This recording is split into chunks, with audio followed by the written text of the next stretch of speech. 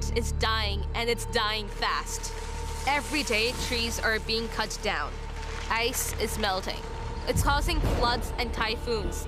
Animals are trapped in plastic. 14 billion tons of waste is dumped into the oceans every year. Children don't go to school, but they work on dump sites. There are 1 billion cars in the world. Can you imagine what this means for our children, for their kidneys, for their lungs, for their well-being? In 2012, 1.7 million children have died due to the effects of pollution. That's 26% of all deaths of children under 5. But today, I say enough is enough. It is time for a change. My name is Kehkashan, I'm 16 years old, and this is my story.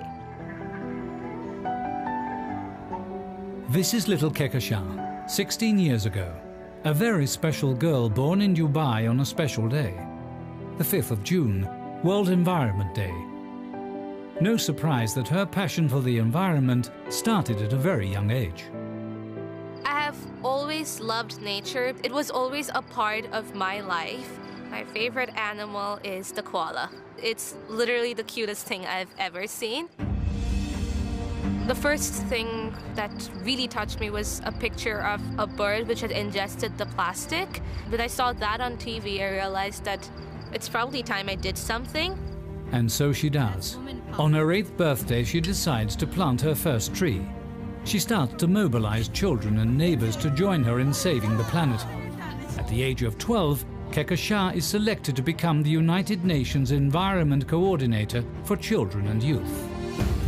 Today, I am going to talk to you about what matters to us, children, that we children can be equally active in the sustainable development process as adults.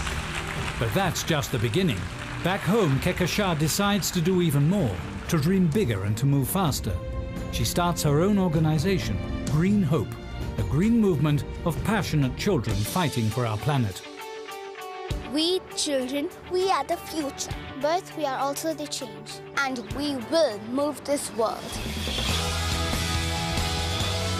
Every week, more children join her activities.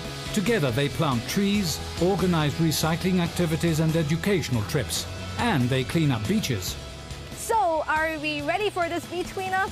Yeah! Let's go!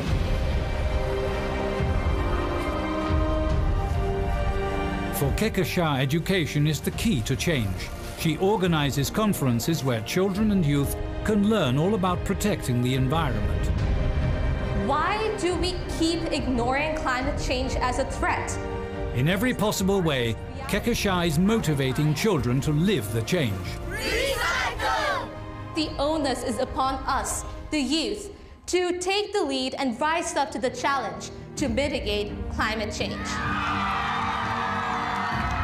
Age has nothing to do with capability, and it just proves to everyone that we are capable as children. All around the world, children have followed her example. Kehkashan has mobilized children and youth to join her movement in 10 different countries. Green Hope has become a truly global organization with over 1,000 young members internationally. There are so many young people around the world who are enthusiastic about doing something for the planet. So that gives me the energy to motivate even more of them. Every day, Kehkashan is impacting and inspiring thousands of children. And there's no stopping her, because she's on a mission. My goal is to mobilize as many children as possible to get the future we want. We're violating the rights of millions of children without even knowing it. The rights to survival, the rights to development, the rights to a healthy standard. It's time for us to start acting now. Even the youngest kids love to be around Kehkashan. For them, she wrote a children's book. It's called The Tree of Hope. I wanted to use that to spread awareness amongst the really young children. No matter how old you are, you can always start making a difference. We, the children, have so much potential. All of us working together, that will ultimately help us achieve a sustainable world. Our planet is in danger. We can't lose it. We have to keep it. Help us, join us, and let's make this world the greatest place. Thanks to Kehkashan, children all around the world have become change makers. That's why Kehkashan is the rightful winner of the International Children's Peace Prize 2016.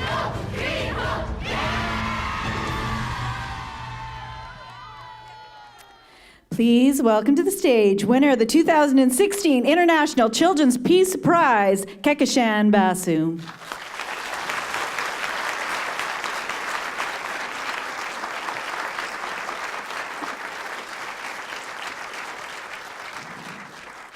Thank you, Charla. 22nd April 2003, that is a typo right there. An 18-year-old girl in Dhanbad, India has acid thrown on her face in an act of sexual violence. Her name is Sonali Mukherjee, and today she is an icon in India for her bravery.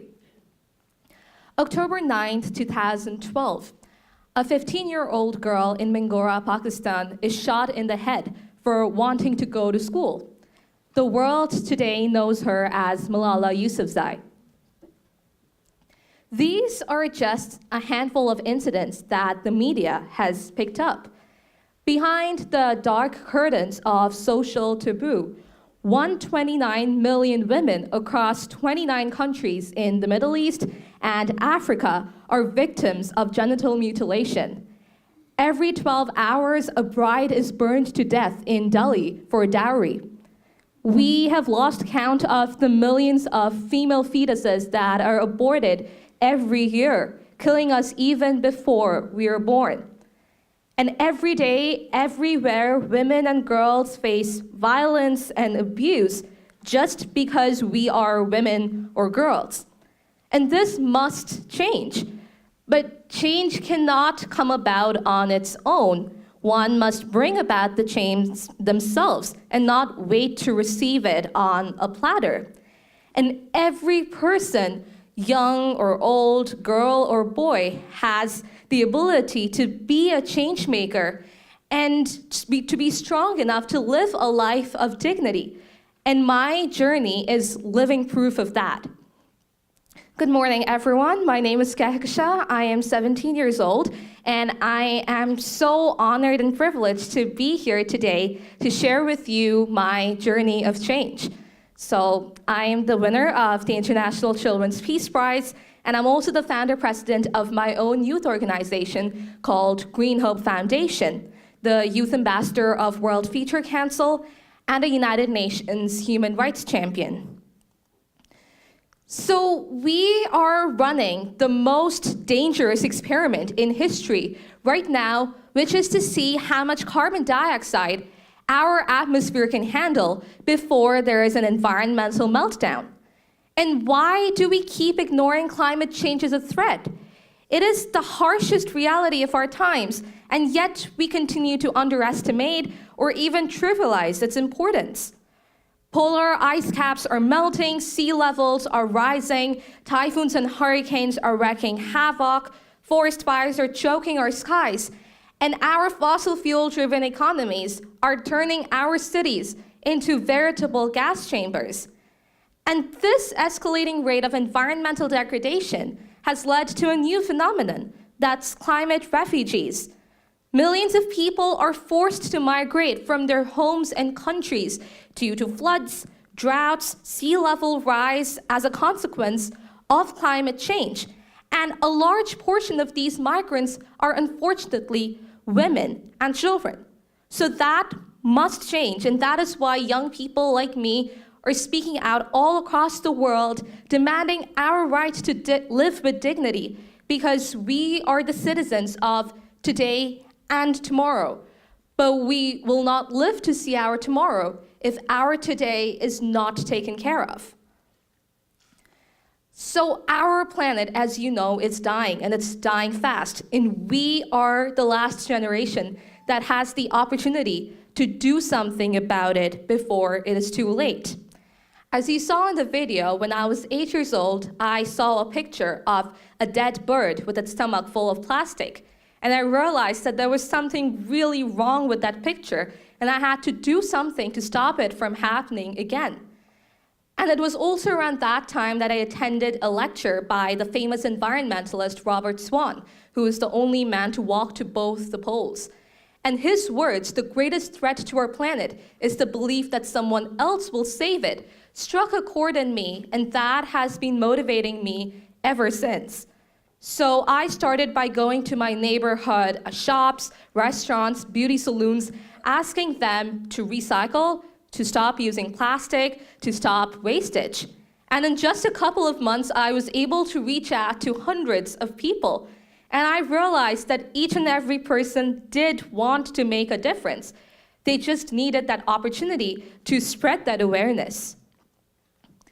It was in 2012 that I attended the Rio Plus 20 Earth Summit, which was in Rio de Janeiro, Brazil. And that was one of the largest sustainability and environmental summits ever. And there were over 50,000 delegates there, which included presidents, prime ministers, dignitaries, and people from all walks of life.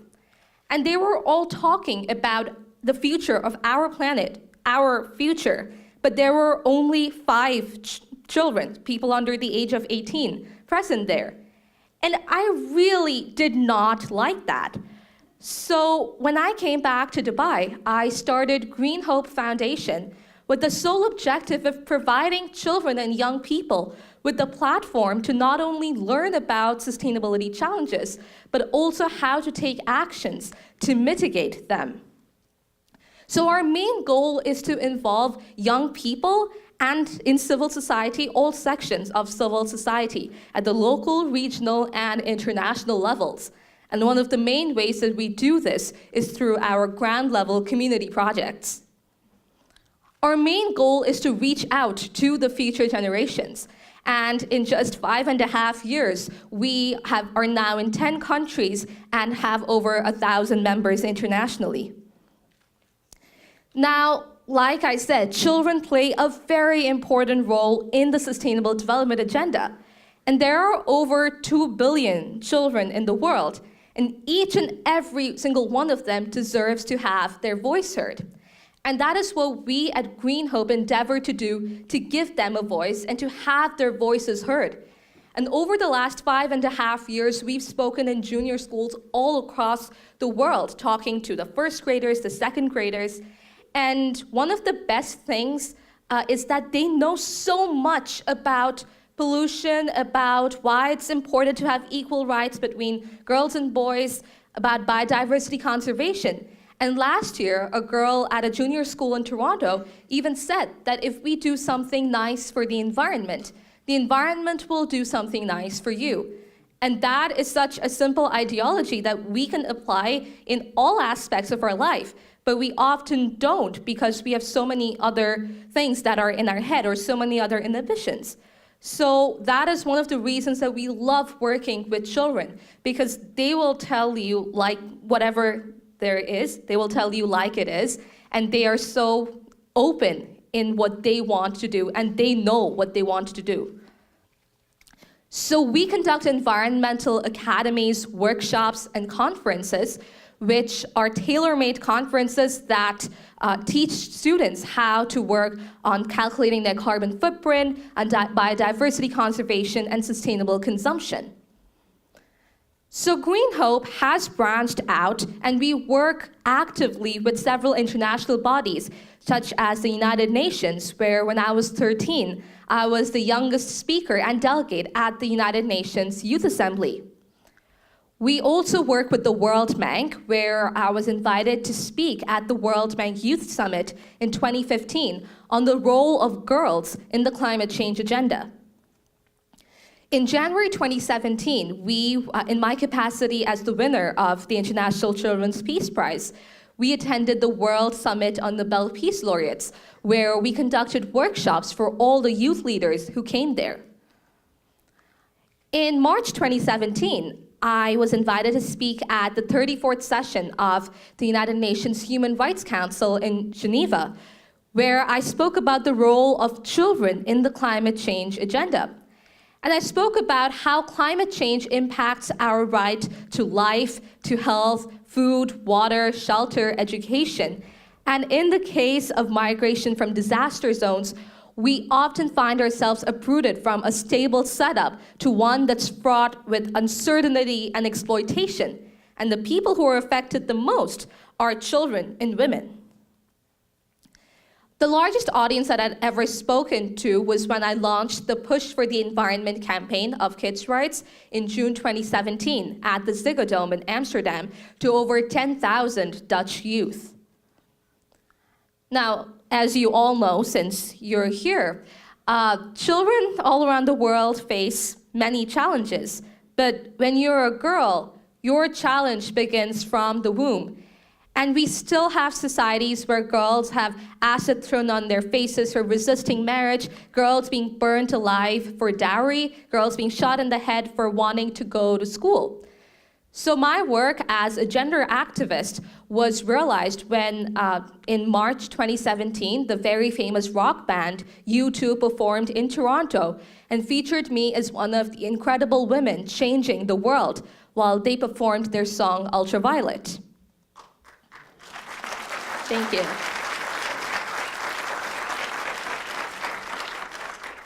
So at Green Hope, we believe in turning words into action. And our efforts received a huge boost when we were featured in ex-US Vice President Al Gore's 24 Hours of Reality global telecast just a few months back. So Green Hope works very actively with the Sustainable Development Goals of the United Nations, which all work together. They have a target date of 2030, as many of you might know, and they work towards achieving a sustainable future. And all these goals are equally important, but it's also important to focus on them one at a time. So in the following slides, I will show you which goals we do focus on and how we involve young people in working for these goals. So the main challenges that we as youth face are a lack of opportunity, a lack of representation, lack of education, and lack of empowerment. And as girls, we face additional challenges. Hence, it is also very important, apart from children's rights, to take into account the gender-based impacts of climate change. According to the World Health Organization, climate change also contributes to the burden of disease, and it's directly responsible for 2.4% of worldwide diarrhea and 6% of malaria cases, with children under the age of 5 constituting 80% of malaria deaths. And nearly 5,000 children die every day from diarrhea alone. And the plight of girls is even worse, as we have to fight against an additional dimension, that of gender discrimination. And even today, many societies view girls as dispensable. And in the face of disasters brought about by climate change, we girls often find ourselves at the end of the value chain, being exploited and trafficked as if our dignity were expendable. So gender equality and women's empowerment should no longer be a topic of discussion and debate, because we cannot have a separate set of rights and rules for one half of humanity. And the dream of a sustainable world will be realized only if we also have a gender-equal world. And it is imperative that we create a world with equal opportunities and rights for all genders.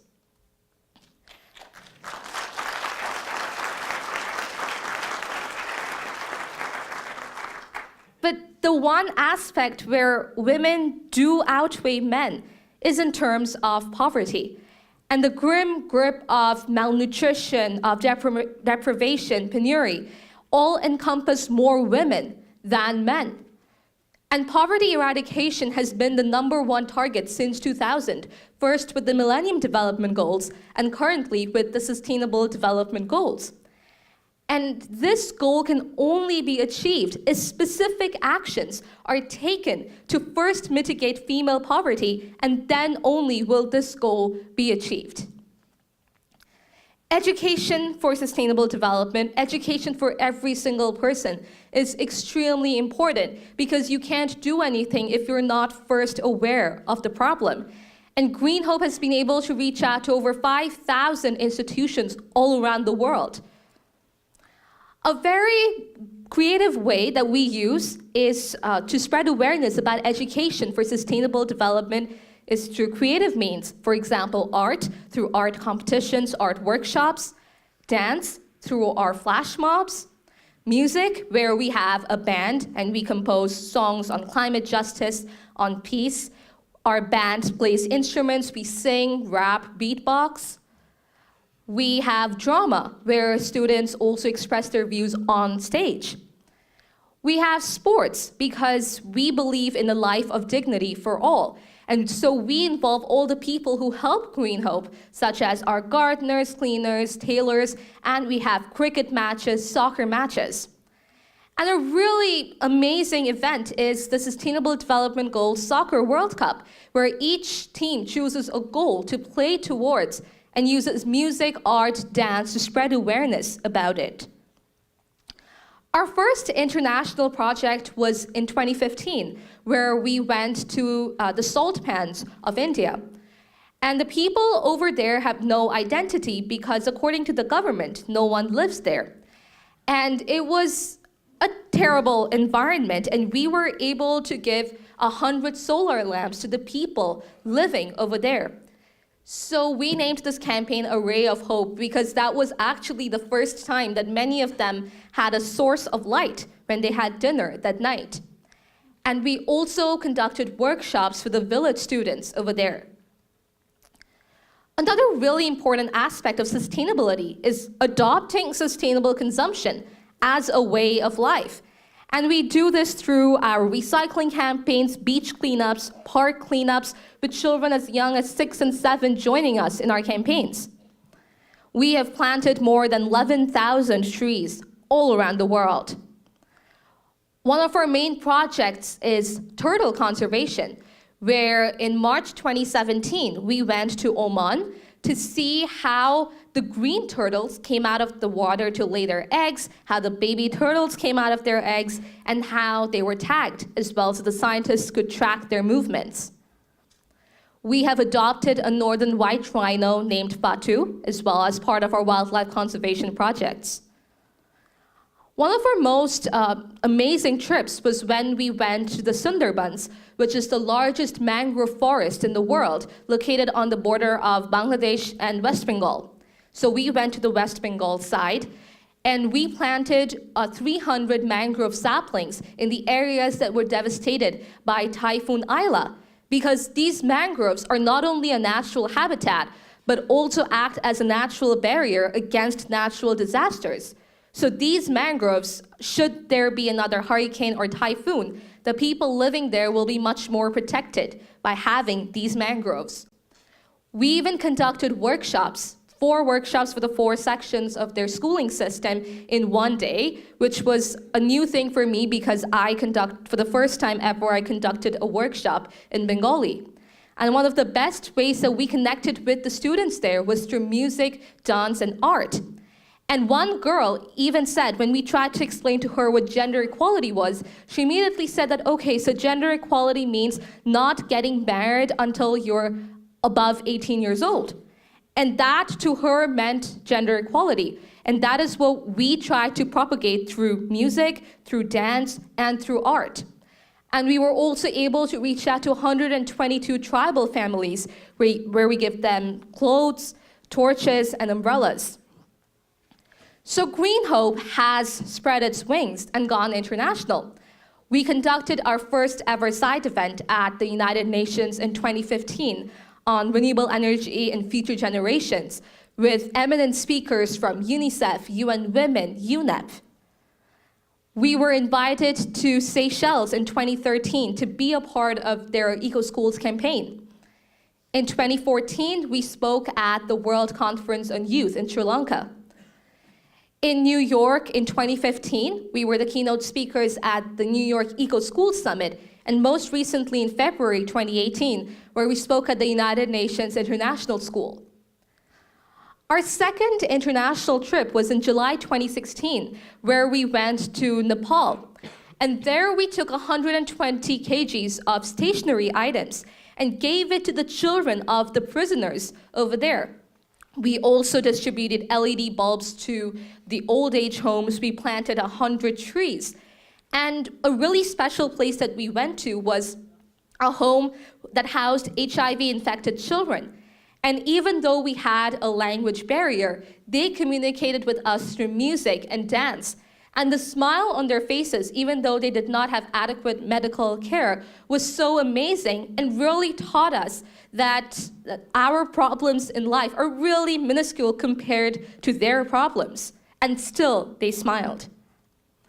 And most recently, we are here in Canada, where we have ground-level events such as ravine cleanups, shoreline cleanups, tree planting sessions, and we speak at all levels of school as well as in university. For example, well, right here and at University of Toronto. So a dry, desolate, parched, barren, infertile land without a twig of grass in sight.